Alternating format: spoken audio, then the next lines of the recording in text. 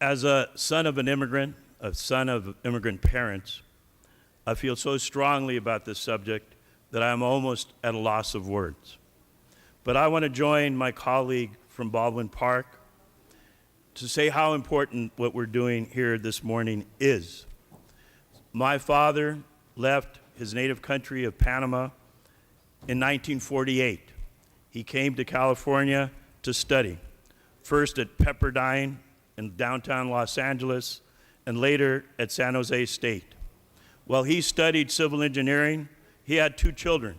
First, my sister, who was on the floor here a few days ago, and then me.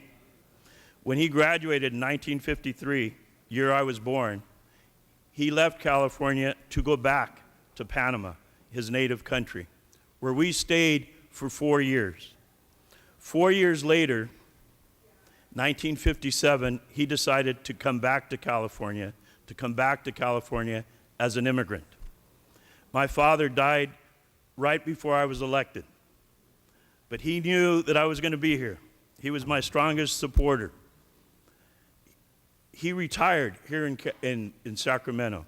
He retired from the Army Corps of Engineers just down the road in the federal building.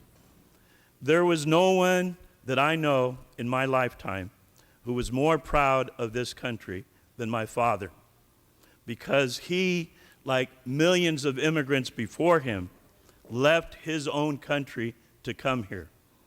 And he left for the reason that immigrants have always left their countries. He came for a better life for his children. By the time we got to California, there were 4 of us. He made the right decision because he knew that education was the way to advance in this country. And he was proud of the fact that his 4 children all graduated from college. When I became a teacher, I took what I learned from my parents to the classroom. And I saw in my classroom that all children could do well in education. I have never been so proud of any group of kids as I am of the Dreamers. And I have said before that these Dreamers are valedictorians. These Dreamers in the thousands, in the hundreds of thousands, are in our community colleges, in our CSUs, and in our UCs. And as the chair of higher education, I am so proud that each president of each system has stood up to the federal government and said that we will protect our DACA students.